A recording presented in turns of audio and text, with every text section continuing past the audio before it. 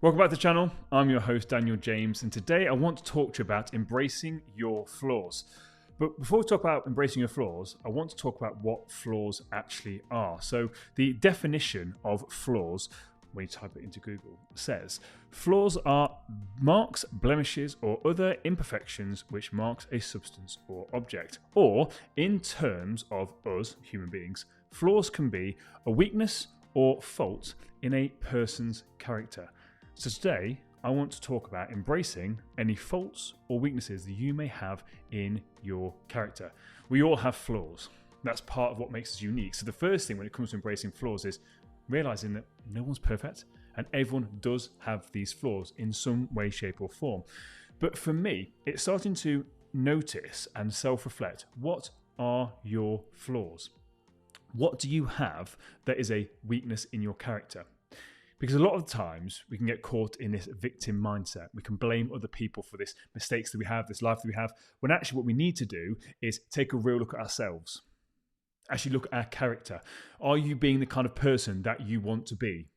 Or are you being the kind of person that you see yourself to be? Because we see ourselves as this certain person, as a certain version of ourselves, but actually, what are the results in our life showing us? Are the results in our life showing us that maybe we aren't actually the person that we think we are? Because in that case, then we need to do a bit of searching, we need to do a bit of reflection, because when we do that reflection, we will then be able to ask ourselves, well, where did this flaw come from? Because as human beings, between the ages of 0 and 7, so if I get this out here, we'll notice that we don't have the conscious ability to critically think. So if we just sort of see this as ourselves, we are basically just an empty bowl. We're a sponge. And all this information comes into our mind and it causes us to be programmed, which again is absolutely fine. There's nothing wrong with this, unless some of these things that are coming in are negative things, negative programs, negative conditioning. And then what happens is, from an early age, from the age of 0 to 7, we have an ability to think, but just not critically think. We just take on this information. That's why kids believe in Santa Claus and the Easter Bunny and the Tooth Fairy. You tell them something, okay, it's got to be true. They don't have the ability to critically think. So we're looking at these flaws. The question is, once we realize we've got these flaws, you can ask, well, where do they come from? And this is what people don't like, because normally you'll see that they came from your parents. And normally some of the biggest flaws that we have are the things that we didn't like in our parents. And we can be like, oh, I'm turning into the person that I said I never wanted to be. But that's okay. Because once you bring something out of the darkness and into the light, meaning once you realize this is a flaw, this is a weakness, this is something I need to work on, this is the thing that's been holding me back, this is the thing right here, once we know that, we can do something about it. And it reminds me of this amazing thing in Japanese culture called Kintsugi. So I was going to bring this up on screen here so we can read this. So Kintsugi is the Japanese art form of putting broken pottery pieces back together with gold. It's built on the idea that embracing flaws and imperfections, as I said, we all have them. So embracing these flaws and imperfections, you can create an even stronger, more beautiful piece of art. Every break is unique, and instead of repairing an item, this 400-year-old technique actually highlights the scars as part of the design. So once we realize that we have these flaws, these programs within us, once we overcome them, we can wear them as this golden thing that we've got. This is like golden badge of honor that you've actually overcome these flaws and you've become a different person. We're supposed to grow and we're supposed to evolve. Hey guys, if you're enjoying this video, please smash that thumbs up button. It helps with YouTube algorithm to get the video out there to help more people that may need to hear this message. If you don't want to miss any future episodes, hit that subscription button. And now back to the episode.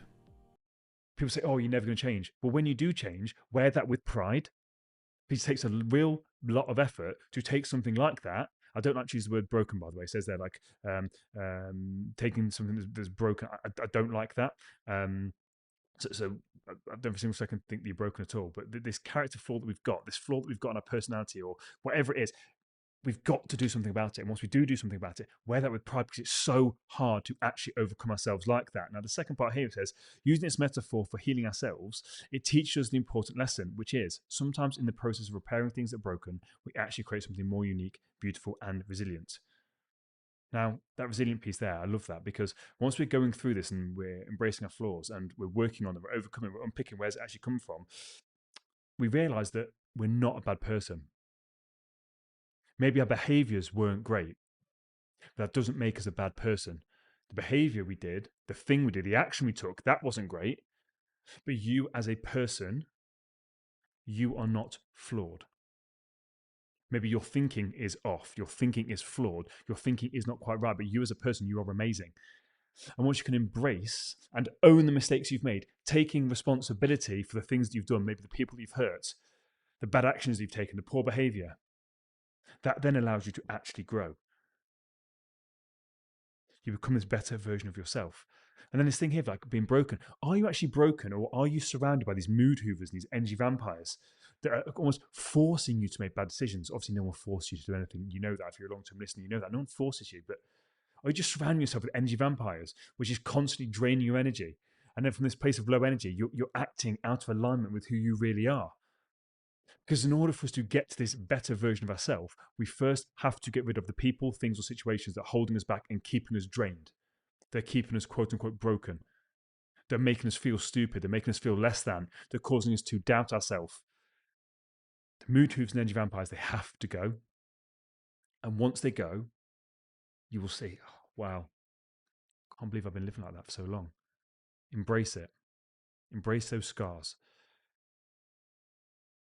These things, these flaws, these things we've gone through, just like with this pottery, it makes us unique. All the flaws that we have, all the mistakes we've made in our life, it makes us unique. It actually qualifies us, because there's another definition of being flawed, and it says it's a weakness or invalidation. An invalidation. Have you been seeing these flaws as an invalidation? And if the answer is yes, then realize that overcoming this and becoming this better version of yourself, leaving those flaws behind, sealing up those cracks that you've got in your character and your personality, sealing them up with that gold, that then qualifies you. You don't need qualifying anyway. You're absolutely perfect. You are perfect just the way you are. But if we do have these flaws and they are stopping you from living the life that you want, if they are stopping you from making the connections with the people close to you in your life, we have to do something about it. We can't keep playing the blame game. But you are enough. When you start to notice these flaws, don't then start to take it personally. Don't make it a personal attack. I am this, I am that. No, no, no. You are becoming aware that you have some poor programming that's led to you having some flaws. Don't make it a personal attack on yourself. All of these things right here will qualify you to become this better version of yourself. It will qualify you to help other people that are in the same situation and boat that you're in, especially if you've got kids.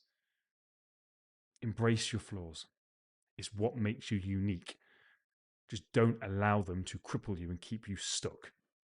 Don't use them as an excuse. Do something about it. Do the hard work. Put that mirror up to yourself. Take a good hard look and undo that programming. Super simple, but it's not easy. Taking any value from today's episode, don't forget to like and share with a friend. Until next time, take it easy.